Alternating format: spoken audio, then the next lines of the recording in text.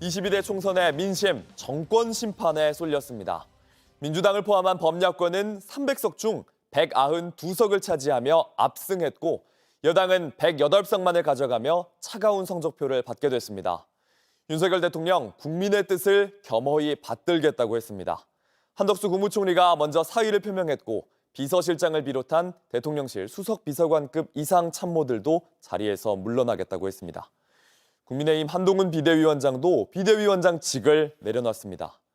대대적인 쇄신의 길을 예고한 정부, 여당 상황을 박유미 기자가 보도합니다.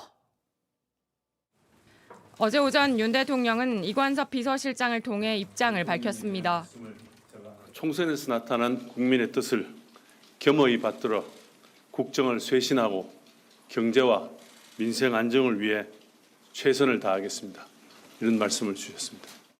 총선 결과의 원인에 대해 대통령실 고위 관계자는 대통령은 선거 시작 전부터 어떤 결과가 나오든 다 대통령의 국정 수행에 대한 국민의 평가라고 생각한다고 전했습니다. 사실상 여당 참패의 책임이 대통령에게 있다고 한 겁니다. 대통령실 고위 관계자는 국정을 쇄신한다는 건 인적 쇄신이 선행돼야 한다고 했습니다. 한덕수 총리가 먼저 사의를 표명했고 이관섭 대통령 비서실장을 포함해 안보실을 제외한 수석 비서관급 이상 참모들도 물러나겠다는 뜻을 밝혔습니다. 윤 대통령은 한 총리와 비서실장, 정무수석, 홍보수석 등의 사의를 수용하는 것을 고심 중인 것으로 전해집니다. 국민의힘 여의도 당사에선 한동훈 비대위원장의 긴급 기자회견이 열렸습니다. 한 위원장은 직을 내려놓겠다고 했습니다. 국민의 선택을 받기에 부족했던 우리 당의 대표에서 국민들께 사과드립니다. 저는 선거 결과에 대한 모든 책임을 지고 비상대책위원장직에서 물러납니다.